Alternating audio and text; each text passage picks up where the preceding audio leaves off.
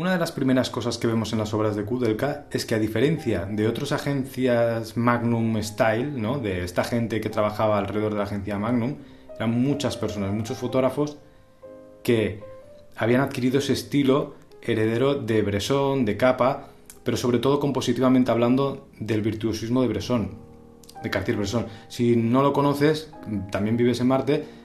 Este fotógrafo es uno de los referentes más importantes de la historia de la fotografía y se come todo el siglo XX, y se caracteriza por el instante decisivo, por coger una fotografía en un momento que parece imposible de capturar con una composición asquerosamente perfecta. Entonces, este apartado técnico se ve reflejado mucho en la agencia Magnum porque de alguna forma trata de buscar esa esencia que nace de Bresson, algo la fundó él.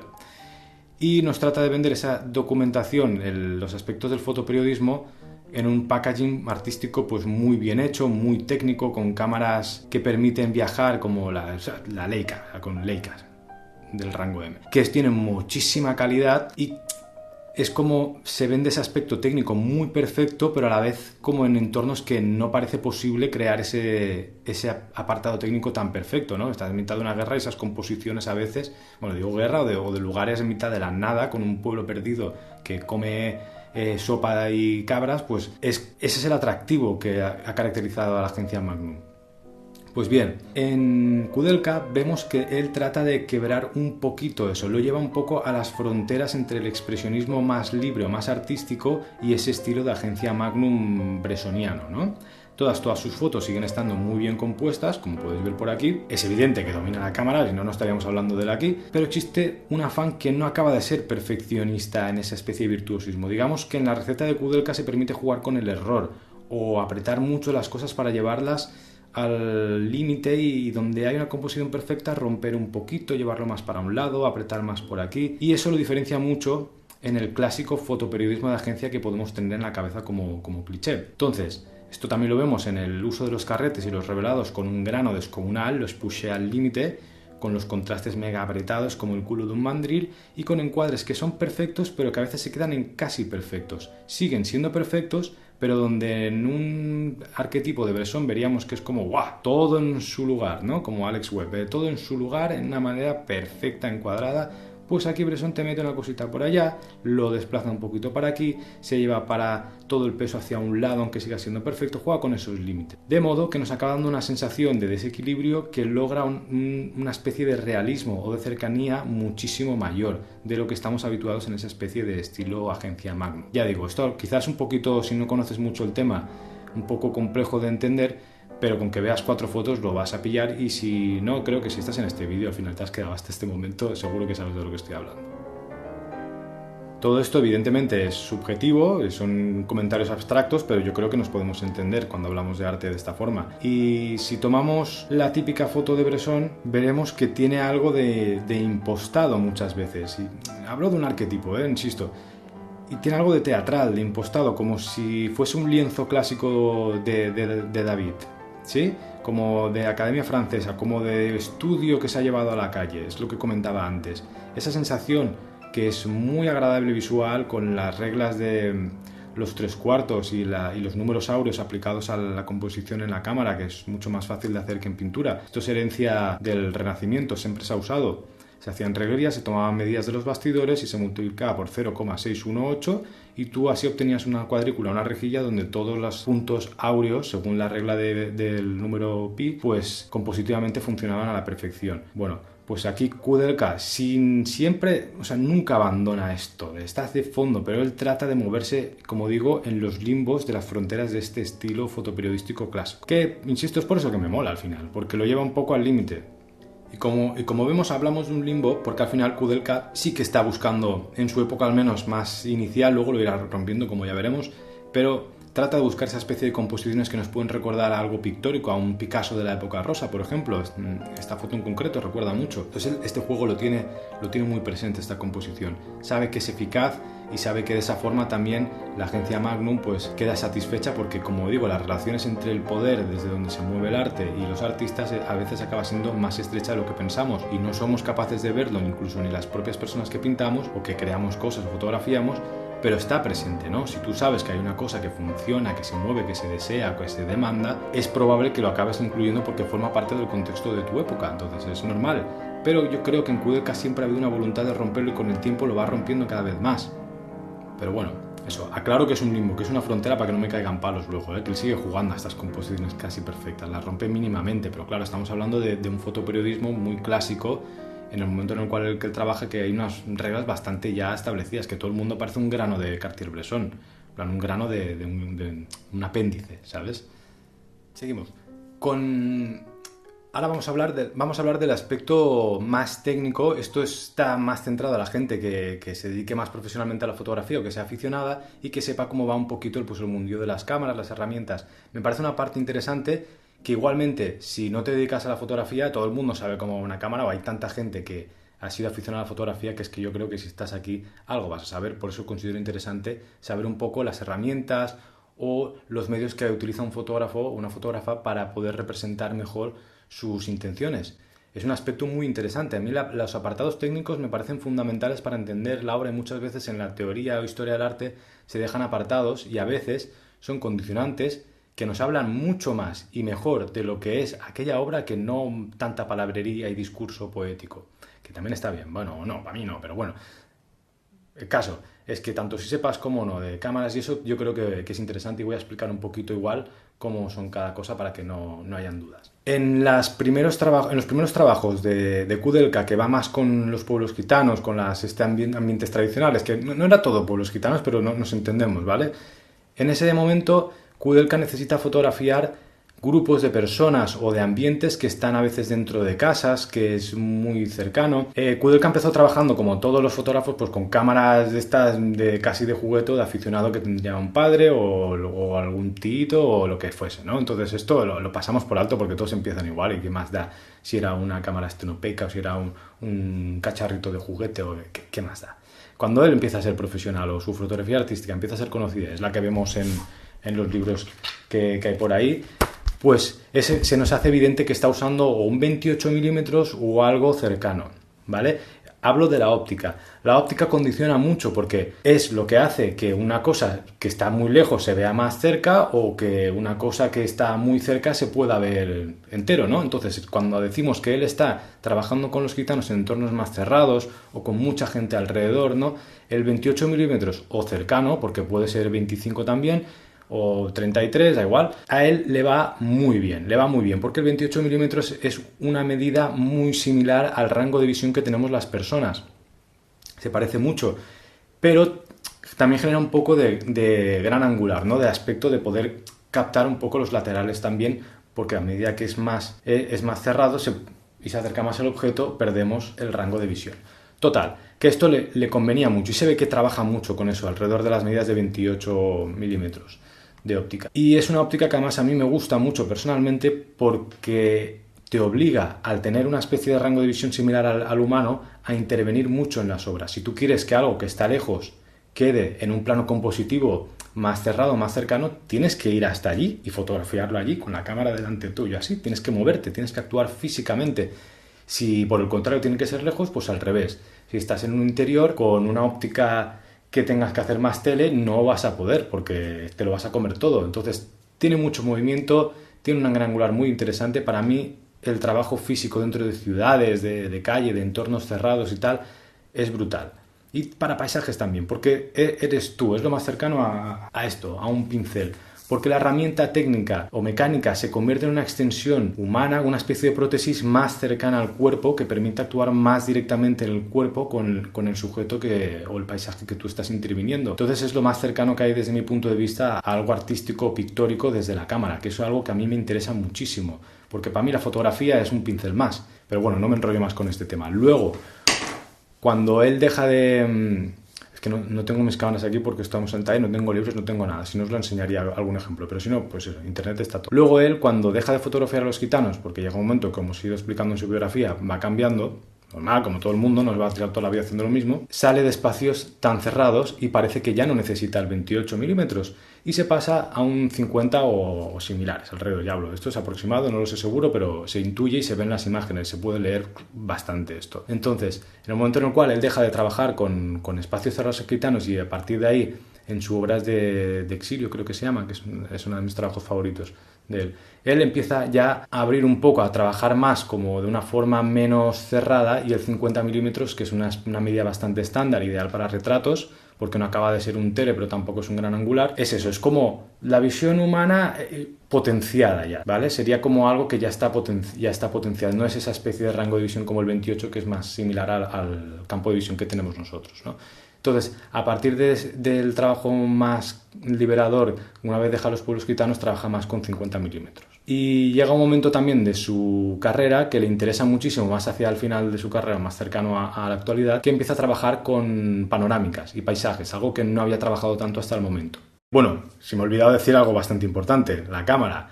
es que, ¿cómo no? Pues una Leica de la serie M, Rangefinder, no sé qué, da igual, Leica, ¿vale? Quien no lo conozca, pues es eso, es como la cámara o la empresa de cámaras alemana por antonomasia, con esa filosofía de hacerlas a mano, perfectas, robustas, ¿no? Que parece que le pueda caer un meteorito encima, con prestigio, dan unas cámaras que valen un pastizal, son también complejas de utilizar, no funcionan exactamente igual que una reflex muchas, y eran como el símbolo del fotoperiodismo por eso, pues por lo que acabo de explicar. Pero bueno, esto ya lo podemos tratar en otro tema. Simplemente eso, llega un momento en el cual, pues como todo el puñetero mundo, trabaja con una Leica, con su 50 y todo perfecto, ¿no? Son cámaras que son pues asquerosamente perfectas. También hay que saber usarlas, evidentemente, para que es que esto no es que te compres un Ferrari y ya corras más que nadie. Pero bueno, es un dato curioso porque es que parece que no hay ningún fotoperiodista que le mires el equipo y no haya trabajado con una Leica en esta época. Es como es Canon, unas cámaras que, insisto, aumentan el debate aquel que hablábamos antes porque es que son carísimas. Esto evidentemente no quita que Kudelka no haya trabajado pues con otras ópticas, que ha experimentado, que ha hecho lo que sea, pero yo hablo un poco de lo que se acaba reflejando en la mayoría de sus obras más conocidas.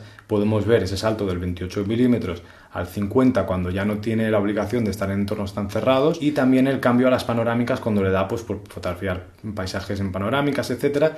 Y aquí es una anécdota curiosa, que es el paso al digital, porque todos esos fotógrafos que aún siguen vivos y son historia de la fotografía, siempre es interesante ver en el momento en el cual se acaba el rollo de estar en analógico y tienes que pasar al digital. Por pura supervivencia o por nivel técnico, tanto por fotógrafos que ya no pueden encontrar carretes como los Kodachrome tan buscados en su momento, o porque ya no hay tantos laboratorios fotográficos que te permitan generar ese flujo de trabajo y todo se encarece más, o por las propias agencias te exigen ya también que se trabajar en digital. Es un momento que es muy clave porque en la fotografía, como en cualquier arte, el medio mecánico condiciona muchísimo la obra. Muchísimo. No es lo mismo pintar con pintura acrílica que con óleo, aunque puedes conseguir un resultado muy parecido. Pues lo mismo sucede con la fotografía, evidentemente. Y en este caso el salto del analógico al digital en Kudelka sucede cuando está trabajando en su serie de panorámicas, y Leica, la gran empresa Leica, como ya hemos hablado, pues tiene todos los premios del mundo mundial, súper reconocido Kudelka, pues viene y dice, pues te voy a fabricar una camarita para ti solo, ¿no? Para que puedas jugar tú y hagas tu salto al digital con nuestros juguetitos. Y de paso, pues hacemos marketing empresarial aquí a través de su figura. Y esto, bueno, no tiene mayor relevancia, pero son anécdotas muy curiosas, ¿no? de saber que no es solo hacer las fotos bien, sino hay que estar también ahí para que las cosas fluyan, ¿no? Saber con quién te relacionas y quién te quiere más, quién te quiere menos en el mundo empresarial y en el mundo de las agencias, etcétera.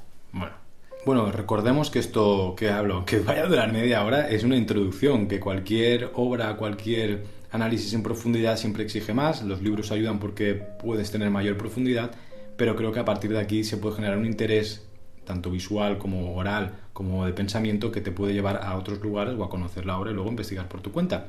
Pero nunca olvides que al ser una introducción y estar todo lo más comprimido que he podido dentro de mis chapas, estoy juntando como una piñata la obra de una persona que son 50 años de trabajo. Entonces hay que comprender que pues cuando hablamos de gitanos y pasamos a lo mejor a la serie más del exilio, pues aquí hay 30 años de diferencia por medio, ¿sabes? Cuando llega exilio, o a partir de la serie de exilio, que es cuando él ya esa vuelta a patria, no vuelve a la República Checa y ya va viajando y deja un poco el 28 milímetros, etcétera. Es curioso porque a mí me gusta un poco más su obra porque se vuelve un poco más libre, no tan estrictamente fotoperiodística clásica y empieza a experimentar un poquito más o a ser más expresivo, ¿no? Ahora veremos, porque voy a coger 3 o 4 fotografías para analizar un poquito así por encima y trazar un poco, pues eso, el cuerpo de su obra. Bueno, esta foto es mítica de Kudelka y es portada de 1000 libros, o lo conocerás seguro, esta fotografía. Y vemos que es una composición muy sencilla, que está centrada y que juega con el negro de la figura del centro y el claro del fondo. Es un tipo de composiciones que a veces es mucho más efectiva que cualquier virtuosismo, y Kudelka va a recurrir mucho a esta, tanto en el pollo colgado que veríamos en la portada del libro que enseñaba, como en otras fotografías que él recurre un poco a esta composición tan efectiva para él, donde los grandes contrastes le favorecen. Y en este caso vemos al gran danés a contraluz en medio de un camino de nieve-polvo que se pierde entre la niebla del horizonte. La fuga, esa perspectiva tan agresiva con la potencia del perro afilado en primer plano, la propia cola del perro que hace una torsión interna perfecta y vemos cómo se vuelve a meter en el cuerpo del perro casi, esa lectura que cierra de maravilla, ¿no? Los 4 arbolitos o conos que se recalcan la profundidad del plano, o la lengua del propio perro que se relame, que parece un maldito demonio que nos invita a un infierno de color blanco, que no sabemos si va a ser apacible o una tortura eterna. Es pura poesía. Este carácter poético en la obra de Kudelka también está muy presente y es muy bello. Y como podréis ver, me he venido arriba, pero como no vamos a analizar todas las fotos, pues me tomo la libertad de ponerme en plan historiador del arte para que veáis ahora una cosa muy interesante. Y es que la fotografía no solo funciona así. Esta manera de entenderla o de leerla o de analizarla es muy preciosista y muy bonita, muy efectiva, pero probablemente Kudelka gastó un carrete entero delante del perro buscando y probando hasta que salió revelada esta maravilla. Eso también tenemos que tenerlo en cuenta, porque la fotografía, especialmente el fotoperiodismo, la fotografía de calle, funciona así. Eso es fundamental para poder verlo, si no tendemos a idealizar esa fotografía que también tiene una especie de fruto del azar, de circunstancias del poder estar allí con determinada cámara, con determinada cantidad de carrete. Entonces, esos aspectos también condicionan la obra y no dependen del genio único, universal de una persona, sino que esa especie de azar está muy presente en el arte o de condicionantes que te permiten estar allí. Imagínate que eres una persona que no puede llevar 10 carretes ni una super Leica que te pueda permitir hacer depende de qué cosas, llegar allí, no tienes dinero para estar 3 meses, sino que solo puedes estar 2 días. Estas cosas afectan a la obra y a veces no aparecen estas especie de momentos únicos, que son momentos únicos después de haber repetido 50 veces aquel momento único. Pero bueno, el caso es que voy a poner out of context aquí un contraste que es muy guay para mí, ¿vale? Entonces, ahora pensemos en la fotografía de Daido Moriyama, Stray Dog, su icono. Es como la fotografía icónica de Kudelka, aparece este gran danés, y la icónica de Moriyama, que es una mentalidad absolutamente opuesta a Kudelka y al fotoperiodismo, es el Stray Dog, ¿vale? Y encima la propia obra lo refleja esto, por eso me mola tanto la fotografía. Es un chuchito indigno que no invita a ningún infierno ni a ningún paraíso, ni es poético, y te pide con la mirada que te largues o que le des comida y que te vayas a la mierda. Es feo, gordito, despeluchado.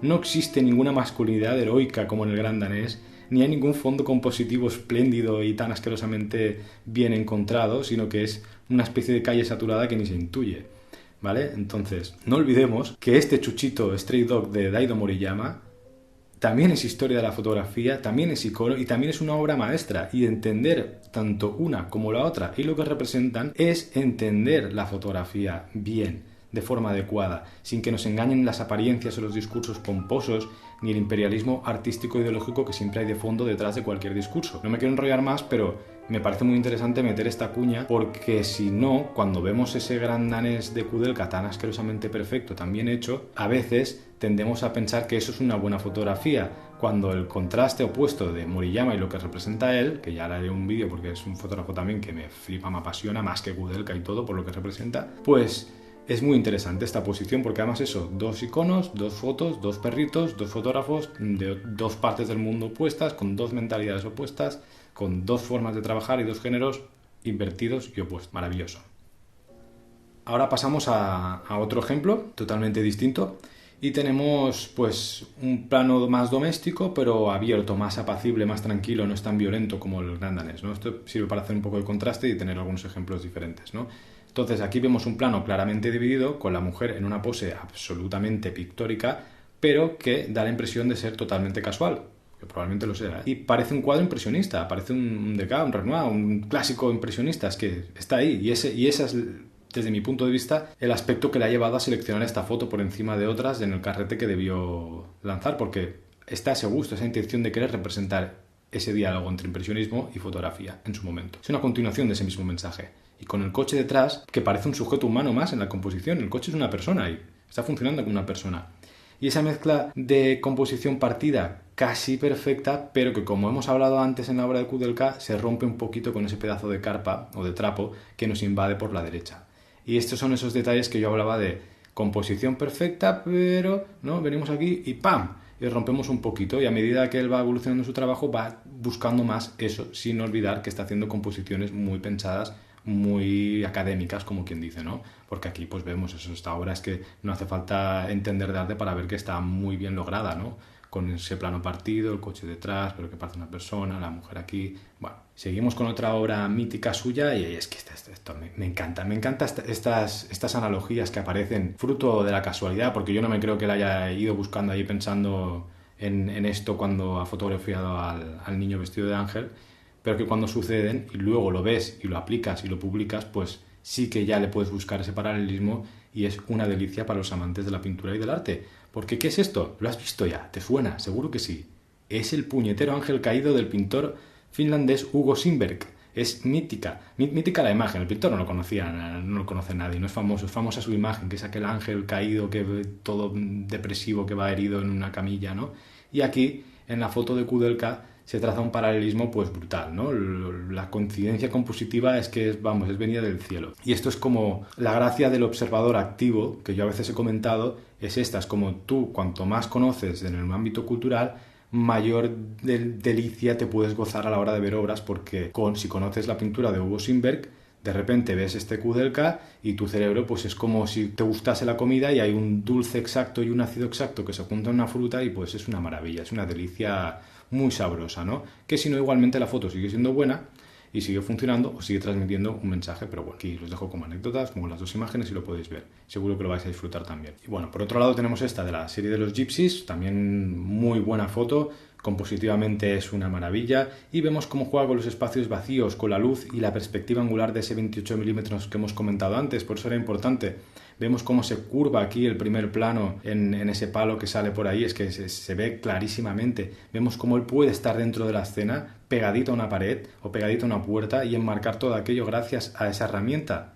Si no, no podría.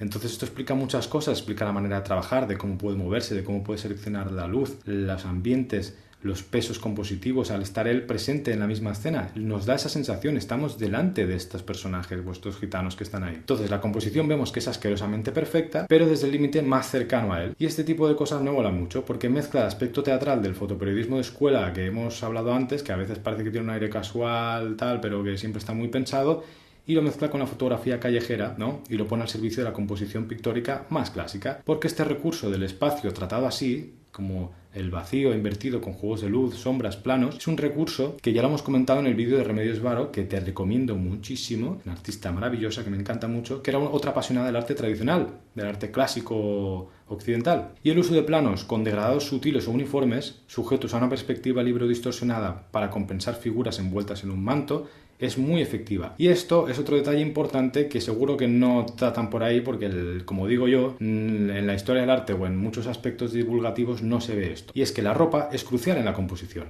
Kudelka, ¿vale?, fotografiaba gitanos en esta época que vestían muy parecido a las obras del Renacimiento o a las épocas más antiguas, con mantillas, mantos que cubren, a veces muy oscuros o de colores muy contrastados, muy marcados. Luego, los hombres vestían con sombreros o con trajes uniformes. Hay una especie de vestimenta que condiciona la composición y que ayuda a conectar con esas referencias del arte clásico, renacentista, gótico, etc., ¿vale? Y aquí se ve clarísimo. ¿Por qué no es lo mismo ver estas personas de esta forma y rememorar a esa especie de inspiración que si viene pues el señor va con un gorrito de paja claro, la señora va con una camisa hawaiana y yo qué sé, la niña va con gafas de sol? Todo esto, ¿vale?, más en la fotografía que es luz, contrastes, etcétera, pues es mega clave. Y este aspecto que unifica esas inspiraciones, esas composiciones y esas referencias se vuelve más marcado. Entonces ya el fotógrafo se ve inducido tanto por el 28 milímetros como por la referencia más clásica, por las vestimentas, a aprovechar eso porque funciona mejor. ¿Dónde has visto mantos y mantas y capas en composiciones, en espacios arquitectónicos complejos distorsionados? Pues en el arte gótico, en las pinturas góticas. Ahora os la pongo aquí una y lo vais a ver clarísimo. Y eso en la mente está a veces inconsciente, a veces no tan inconsciente, y si no está en ese momento, está a la hora de seleccionar, porque la fotografía no es el momento en que fotografías, sino el momento en que revelas y eliges qué fotografía va. Porque un carrete de 36 fotos o de las que sea, cuando tienes 50 tú no puedes publicarlo todo, tienes que escoger. En fin, creo que con estos pequeños análisis se puede apreciar un poco mejor lo que estábamos hablando sin necesidad de extendernos más. Kudelka tiene millones de fotos, una carrera extensísima porque este señor ha vivido mucho, y si te gusta pues puedes comentarlo y hago una segunda parte si te mola este rollo de análisis así, y bueno, pues yo me debo al público, ¿no? Entonces hacemos otra. Pero si no, creo que con esto pues yo no soy partidario del sobreanálisis, y mi idea con esto es apuntar a 4 anécdotas que ayuden a apreciar el trabajo mejor o a ver cosas que no se ven o que no se comentan normalmente desde un punto de vista más profesional, de un punto de vista del oficio, que es el asunto más interesante de todo el arte, porque lo demás muchas veces es palabrería, ideología, discurso o pomposidad que sirve para alimentar el ego y las carreras de gente que no se dedica a esto de forma directa o activa, y a veces contamina la obra al final, ¿no? Pero bueno, esto es otro debate más complejo. Ya te digo, si te mola este tipo de análisis, me lo puedes decir aquí abajo donde sea que estés viendo esto, y yo hago otro encantado. Me encanta hacer maridajes entre artistas, entre obras. Para mí no hay ninguna diferencia entre literatura, pintura, fotografía, y así lo vivo yo en mi trabajo artístico personal, y así lo entiendo yo, y me gustaría compartirlo. Entonces, Kudelka tiene un maridaje que viene a pincho, y es Milan Kundera. No tengo los libros aquí porque estoy en el estudio, pero os voy a dejar unas imágenes aquí de las lecturas que yo he tenido. Al menos los libros que no he leído no los puedo recomendar, pero es un autor que es un clásico contemporáneo ya de la literatura, y igual que este señor. O sea, además son de la misma generación, de la misma época, del mismo país, de la que creo que de la misma región casi, o sea que ya es como pues maridaje perfecto. La insoportable levedad del ser, evidentemente, es el clásico por antonomasia de este autor, y es un libro que tiene un corte existencialista muy marcado. No estoy de acuerdo con muchas de las cosas que puede tratar ahí, pero da igual. De la época es un clásico, es un libro muy agradable de leer, muy profundo, ¿vale? Tiene ese aspecto nihilista que le gusta a la peña que le mola el arte también. Y de fondo, de telón de fondo, tenemos esa guerra fría, ese estado soviético, socialismo de fondo, ¿no? Esa serie de conflictos personales que al nacer o al venir del mismo lugar que el Joseph Kudelka los conecta. Es inevitable, aunque no quieran, aunque un libro tenga que ver con una cosa y las fotos de Kudelka tengan que ver con otra, están conectados, y te va a ayudar a entender como maridaje mejor la obra de uno y de otro que si te lees, yo que sé, pues a un Henry Miller o a un Fitzgerald que está con sus movidas yankees por allí. Entonces, por eso lo recomiendo mucho como maridaje. La insoportable levedad del ser es su libro más conocido, más reconocido, y bueno, pues es la recomendación que no va a fallar. Pero para mí me parece más interesante su libro ensayo sobre la novela, que si no recuerdo mal, El arte de la novela. El arte de la novela se llamaba. Es un libro, un ensayo donde él habla sobre literatura, sobre su experiencia personal respecto a la literatura, y en este caso pues al arte, ¿no? Porque es una extensión más del arte de la literatura y viceversa, y nos da un punto de vista, como hacemos aquí, desde el profesional. Y son libros que pasan a veces desapercibidos porque parecen anecdóticos o sacados de algún discurso de una charla que se ha dado en un lugar, o como no es ensayista sino que es novelista, pues se da un poquito más como obra de relleno que se acaba publicando después, pero sin embargo contiene condensado mucho del pensamiento de ese autor que ha vivido tanto, que ha generado todos esos clásicos, ayuda a comprender muy bien pues la visión del mundo. Me parece muy interesante las visiones de las personas que se dedican al arte, y son libros que, insisto, a mí es un libro que me gustó, no, esto es difícil de decir, pero bueno, es un libro que recomiendo mucho y que no se conoce tanto. Y luego otro, si te da palo libros que tampoco son largos, pero yo que sé, tiene uno muy muy corto, que era La fiesta de la insignificancia, que a lo mejor no tiene mucho que ver pues con estos temas, pero sí que representa un poco pues también quién es este autor. Es uno de sus libros más del último tiempo. Yo creo que lo leí hace tiempo, es cuando salió, del 2013 o 2014, por ahí debe andar. Y bueno, es muy cortito, es casi un relato más que una novela, pero bueno, ahí tienes las tres opciones: la parte más ensayística, que es el arte de la novela; la parte más snack, que sería La fiesta de la insignificancia; y su clásico, La insoportable levedad del ser, que si ya seguramente la habrás leído, pues entonces pues los otros. Si no, puedes decirme tú si has leído otros libros de él que te hayan gustado, me los puedes recomendar aquí, porque yo evidentemente no lo he leído todo de él. Estos son los tres que yo he leído que conozco. Le doy mucho énfasis a este aspecto del maridaje, de la conexión de obras, porque no solo hace que sea más disfrutable la obra en sí, de tanto de una cosa que conectas con la otra, sino que la especialización de los universos artísticos ha condicionado mucho la creación también, porque en el momento en el cual la gente que se dedica a la fotografía o que se apasiona de la fotografía queda tan cerrada en ese mundo fotográfico, y sí, siempre hay una conexión con la pintura, con la literatura, pues la cultura siempre se conecta, pero a veces se conecta a través de canales muy obvios, muy claros o muy marcados, ¿no? Cuando la liberamos más y menos arraigo hay hacia lo que tiene que ser, o como si un fotógrafo solo pudiese conocer fotógrafos y fotógrafas o cosas de fotografía, o solo consumiese ese tipo de contenido, más pobre se acaba volviendo, más repetitiva las cosas, más predecibles, ¿no? Que esto es lo que se consigue con lo que hablamos en los otros vídeos sobre la dictadura del algoritmo, sobre redes sociales, sobre internet, ¿no? Esas burbujas que aíslan anulan la creatividad, lo aleatorio, lo espontáneo de la expresividad humana y, en definitiva, capan un poco las capacidades creativas que podemos llegar a tener. Si eso lo aumentamos, lo explotamos más y dejamos de ser tan fotógrafos especialistas y nos convertimos más en una especie de... que eso lo permite el mundo actual, hay tanta información, tanto acceso que realmente te permite petarte toda la especialización. La especialización sirve en ciencia, sirve en determinados apartados y ha ayudado mucho, pero creo que vivimos en un contexto, en una época con unas herramientas tan distintas y tan poco dependientes de los humanos que de nuevo vuelva a ser positivo esa especie de caos y de capacidad de juntar 1000 millones de cosas sin la obligación de ser especialista en algo, porque al final va a haber una puñetera máquina que lo va a hacer mejor que tú, que va a saber más o que va a almacenar más información. Entonces no sirve de nada que te conozcas todos los circuitos de una Leica digital y te sepas de memoria la lista de todos los fotógrafos y fotógrafas del siglo XX si luego no eres capaz de conectarlo bien con otros aspectos, más allá de lo obvio, ¿no? Es decir, no estoy diciendo que a la gente de fotografía no lea libros, lo al revés, pero que el ser friki de una cosa, ser friki de otra y ser friki de otra, dejando de ser un poco tan friki de solo una cosa y tan purista, es muy positivo en el arte. Y bueno, quería hacer este mensaje, que este vídeo va a durar 10 horas, tío. Pero bueno, da igual. Y aquí, como llegando ya a las conclusiones, bueno, las conclusiones ninguna, ya la hemos dado todo llegando al final, dejo una frase de boca del propio Kudelka, que dice: mi trabajo no tiene tema. No me importa si mis fotografías se publican y no me interesan las noticias. Pero la invasión de Praga no fue noticia, fue mi vida. Joseph Kudelka. Pues bueno, con este tipo de cosas es con las que yo digo que las biografías de los artistas y esto no me interesan tanto, porque a veces es mejor tenerlos calladitos, que hagan su trabajo que mejor se les da. Luego esto aquí estoy hablando yo todos los días, ¿sabes? Pero bueno, que a veces es como cuanto menos sepas, mejor lo vas a disfrutar, porque la frase esta no tiene por dónde agarrarla, ¿no? Mi trabajo no tiene tema, no me importa si mis fotografías se publican, ¿no? Después de estar toda la vida asociado con la agencia Magnum y irte de copas con Cartier-Bresson, las noticias me dan igual, cuando luego es por las noticias que lo conoce absolutamente todo el mundo, que su vida cambia, como hemos visto. Y bueno, y lo de la invasión de Praga no fue noticia, fue mi vida, cuando él llegó un día antes corriendo para hacer esas fotos, pues evidentemente si es parte de tu vida, pues como comentaba yo, si eres de Colombia, pues hay conflictos que son parte de tu vida, o si eres de un inmigrante que viene de África, pues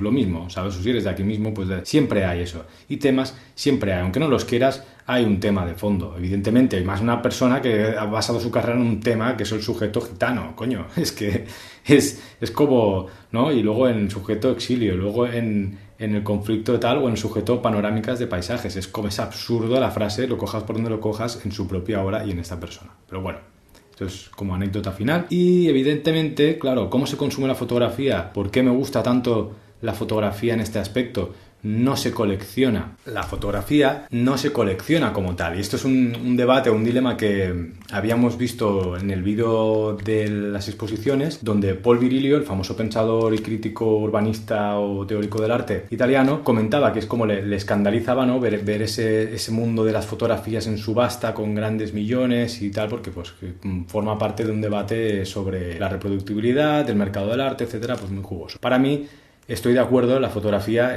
precisamente la gracia que tiene es que es reproducible y que tiene una capacidad de movilización pues descomunal, ¿no? Pero esto es para otro vídeo, ¿no? Ya traeremos también con Joan Fontcuberta, que trabaja mucho esto, y lo hablaremos. El caso es, la fotografía, ¿cómo se consume? Con fotolibros, es la gracia de la fotografía. Los fotolibros hay cuanto más conocer al artista, más opciones, pero normalmente hay de todos los rangos y suele ser algo asequible para la gente que le gusta esto, ¿no? Y si no, tienes internet para consumir las fotografías. Y puedes conocer la obra de Kudelka sin necesidad de tener un libro. Pero en el caso de que te guste, te recomiendo mucho la serie Photopouché, que es de la editorial francesa igual, Fotopoche es una serie fotográfica que la fábrica trató de imitar aquí, que con esos libros de 10 euros, 10-15 euros, que resumen la obra de los fotógrafos, ¿vale? Aquí, porque a lo mejor conseguir la serie de Exilio con la portadita aquí, la calidad del libro brutal, pues una vez se acaban las ediciones es bastante difícil y bastante caro, entre comillas, ¿no? Nunca será como comprar una obra original de no sé qué, pero sí que es verdad que en el apartado coleccionista, pues esto es lo más accesible. Contiene un buen resumen para consumir así personalmente. Me he olvidado una cosa. Me acabo de olvidar una cosa mientras en el comentario de la obra. Fundamental. Una de las gracias del trabajo que ha mantenido siempre Kudelka en su obra, a ver si lo podemos ver por aquí, es cómo aprieta los carretes. Él trabaja con una ISO determinada y en el revelado la aprieta al límite, al máximo. Esa es una característica de su obra que le da ese grano, ese contraste tan dark, que es lo que le da el juguillo a su obra también, ¿no? Esa oscuridad y ese uso de planos, de grano, de texturas, esa expresividad que es algo muy característico a lo largo de toda su obra y se ha mantenido siempre, a pesar de que cambie el equipo, cambie las ópticas.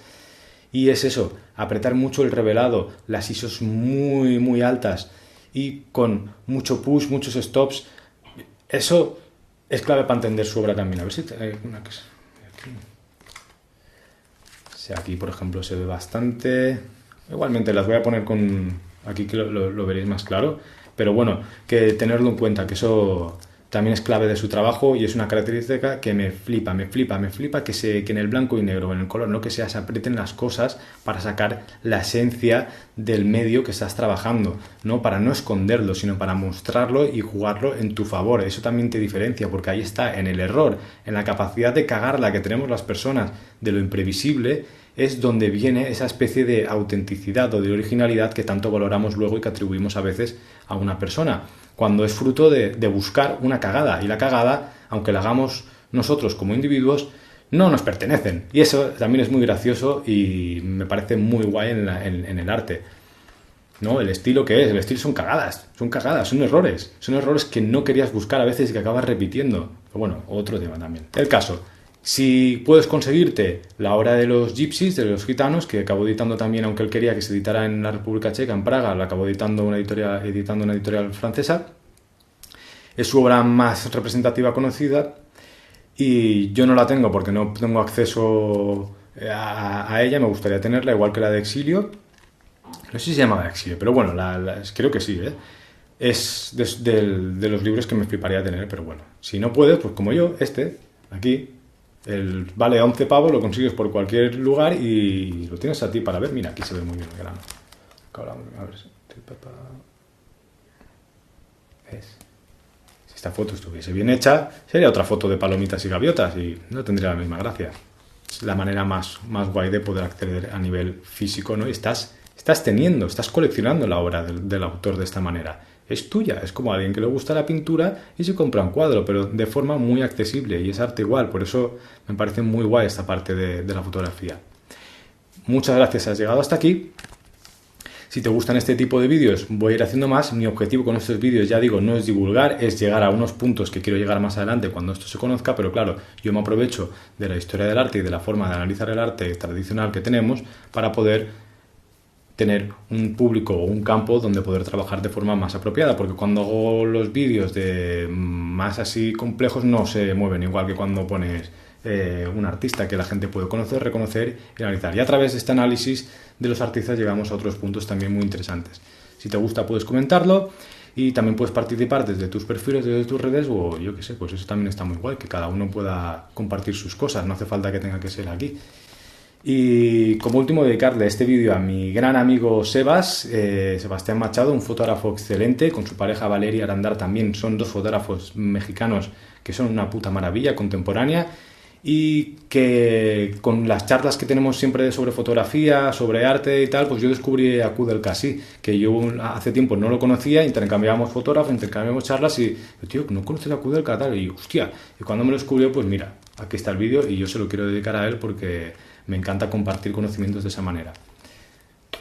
Quería preguntaros una cosa directamente y es, no sé si a la gente, porque esto es muy complejo y no sé si a la gente le gusta más que este tipo de vídeos se vean todos del tirón, de una, en plan que dure 40 minutos, o si la gente, o sea, tú, el público, prefieres que sea partido en 3 partes que duren 10, 15 minutos y de esa manera te lo puedes distribuir o ver más corto. Coméntalo porque me interesa mucho tu opinión y en función a eso también es una cosa que voy a decidir si los voy a subir más completos o partidos en partes como estoy haciendo hasta ahora. Es un debate bastante interesante cómo consumimos los medios o el contenido audiovisual. A mí me flipa 10 horas de cosas o 5 horas y me lo voy repartiendo en... Pero claro, es que las personas tenemos vidas diferentes, entonces, no sé. ¿Qué opinas?